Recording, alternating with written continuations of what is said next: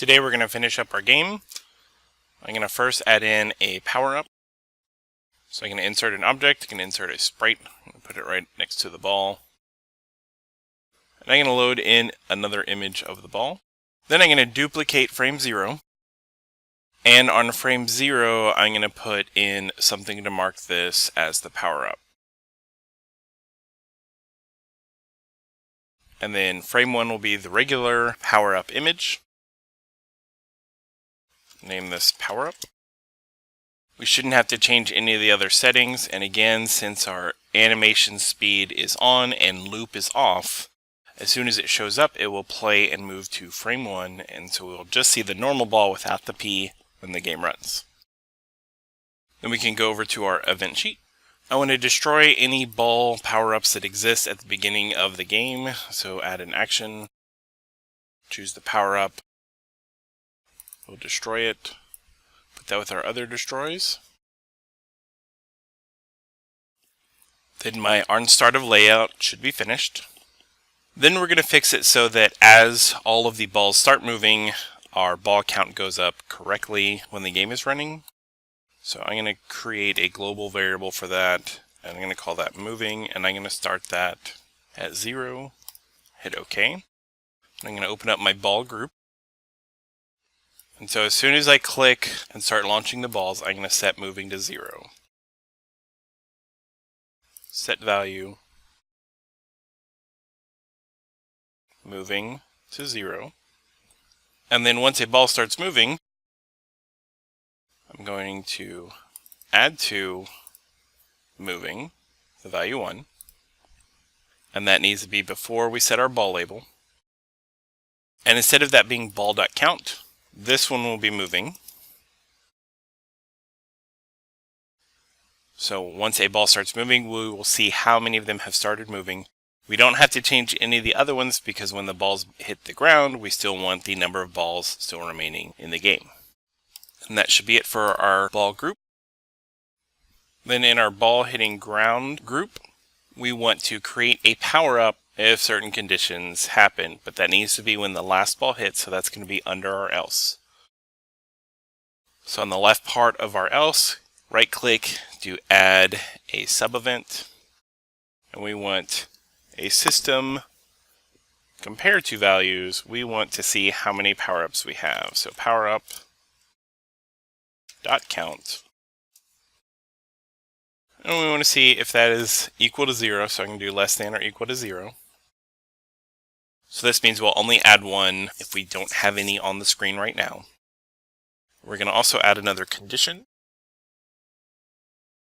System compared to values. If our power variable is less than or equal to the current lines we're on divided by however many lines you want to get a power-up. I'm going to put 5.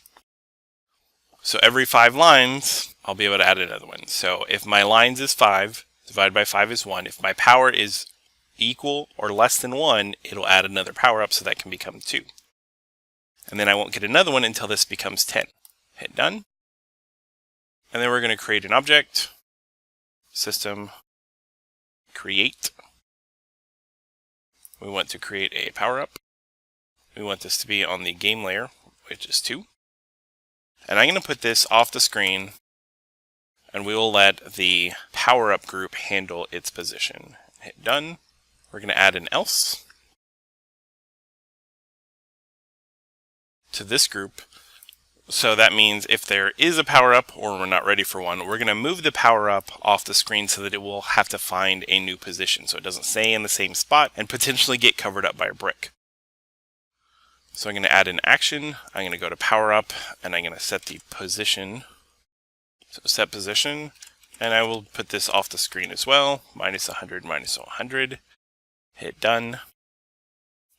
And we are finished with the ball hitting ground.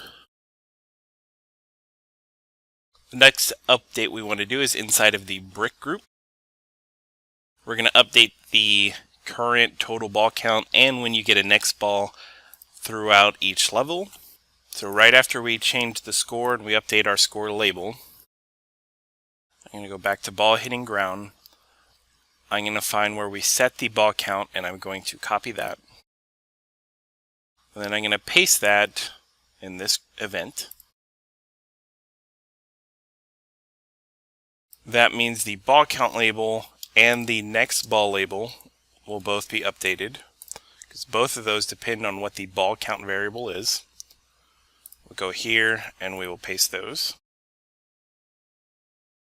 And I'll put them right underneath where we set ball count.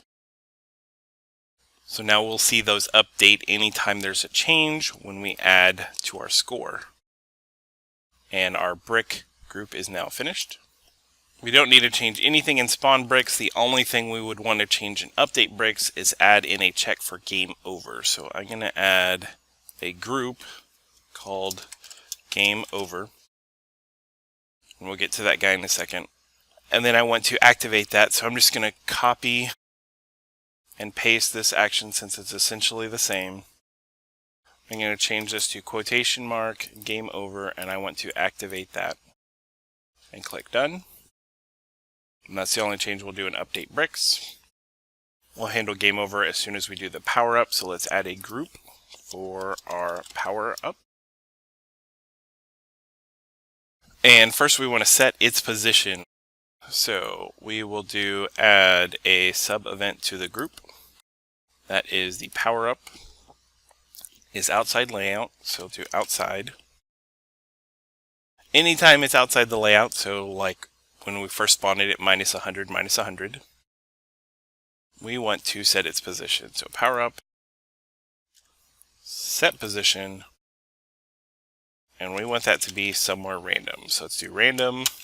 We don't want it to overlap the left edge or the right edge, so we're going to do 526, which is 50 less total than our width, and then we will move half of that over so that it doesn't hit the left edge. And since we don't go all the way to 576, it won't hit the right edge of the screen. And for the Y coordinate, we can do random 670, and we will also do +50 so that it's not at the very top of the screen. We'll hit done. Then I want to do a sub event to that. Sometimes we're going to put this directly on top of our brick, and that's what we want. So we're going to do a system, and then we want a while loop. So we have to add another condition to that so that it knows how long to keep doing it, and that is when our power up is overlapping another object, and that is the brick. So anytime it's overlapping a brick, we will keep doing this. And that is basically set a random position. So if the random spot it puts it in is touching a brick, it's going to place it in another random spot. It might have to do that a few times, but it should be pretty quick to get a spot that is not touching a brick. Then the other thing that we want to have happen in PowerUp is add a sub event to the PowerUp group. And that is when the ball has a collision with another object, and that object would be the power up. Whenever we do that, we need to add one to power. So add action, system, add to power, the value 1. Let's go up where we get our ball power label, copy that, and we will paste here to update that value. And then of course we want to destroy the power up. And now everything should work for our power up. We can go ahead and test that now. First need to get to line 5 so the new one will spawn. Okay, so now after line 4, line 5 one shows up. So whenever the ball hits this, our ball power should go from 1 to 2. And then each ball should take 2 off every time it hits.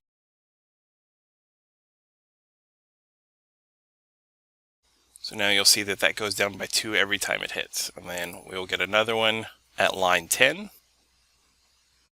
So at line 10, another one showed up. If I don't get it, it should get a new random position. And we should have another one show up on 15.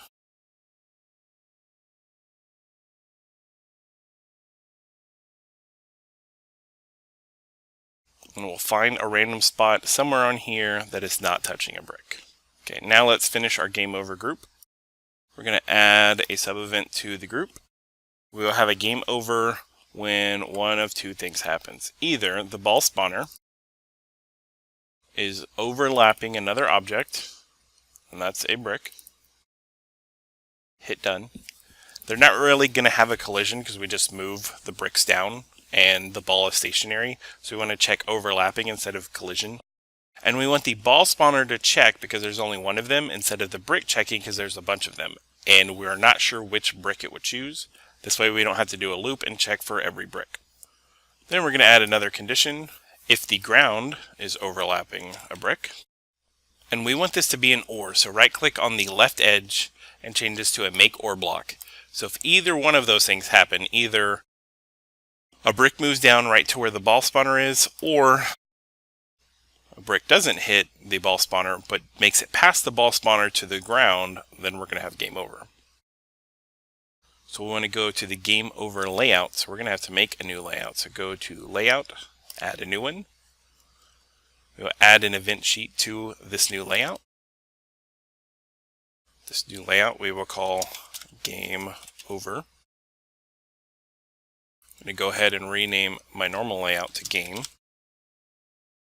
which means I should name my event sheets. So event sheet 1 is going to be game event sheet. Event sheet 2 is going to be game over event sheet.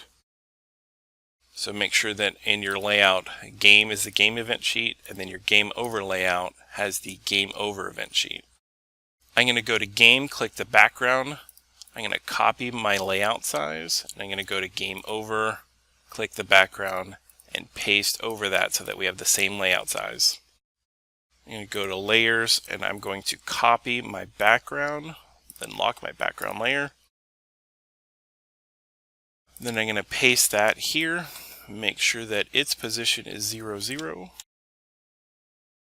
I'll go ahead and lock that and make a new layer for my text.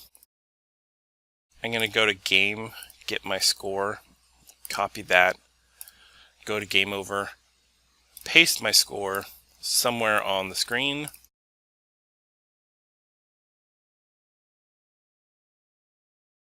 Make sure I put that on layer 1 above the background. You can name your layers if you'd like, but we're only going to have 2 and we're not going to be here very long. To make this easy, I'm going to change the size to 576 for the width, which is the whole screen, and I'm going to put the X position at 0. And then I can just use up and down to move that as high or low as I want, and I'm going to change the horizontal alignment to center so that it's centered on the layout. Then I'm going to clone this object type, click above it, put that on layer 1 as well. Should highlight the layer I'm working on. And I'm going to change score to game over. Go ahead and change the name of the text object as well. Set the position as 0 so that it's truly centered. You can change the font to whatever size you'd like. And then you'll have to drag this down for it to be visible. And that should be all we need for our game over layout. Then I'm going to go back to my game event sheet so that I can go to that whenever the ball spawner or the ground are overlapping a brick. So I want system, I want go to layout, so let's go to layout. I want to go to the game over layout, click done. Then I want to go ahead and deactivate this game over check so that it's not happening all the time. So we will add a blank sub event, system. I want to do set group active, so type active, do set group active, do quotation mark and select your game over group and deactivate that and click done. Then on game over, we will go to our projects section, open up the game over event sheet. And there's really only 2 things we need to do on start of layout. So type start. We want to set the score. So I'm going to go to my game, find my score label, copy it, go to game over, paste that. And then I need some way to get back to the game. So we will just do mouse on any click, system, type go, and we want to go to layout, game, so that it will restart the game. Remember to go to your game layout so that when you run it, it runs the game. If you want, in project properties, under view, you can set the name of your project. You can also tell it the first layout, and you'll want to set that to your game. Then we can run the game to test it. And I'm just going to let all of these come down so that we can test game over.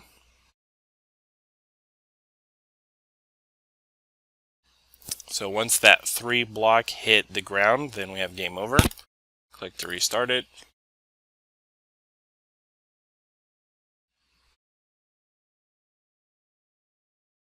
And then we'll see there, if the brick overlaps the ball, then that also triggered a game over.